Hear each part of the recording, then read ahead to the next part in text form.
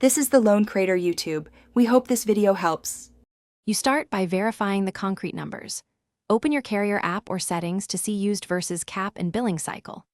Once you confirm the overage risk, flip airplane mode on for a few seconds to stop syncing, then reconnect only to Wi-Fi for large downloads.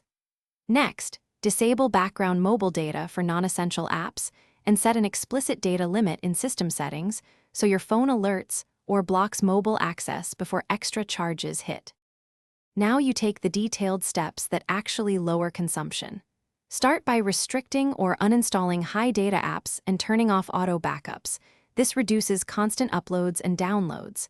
Then enable Data Saver and use browser compression or lightweight apps to shrink traffic. Make sure media streams use low quality. Set app updates and cloud sync to Wi-Fi only.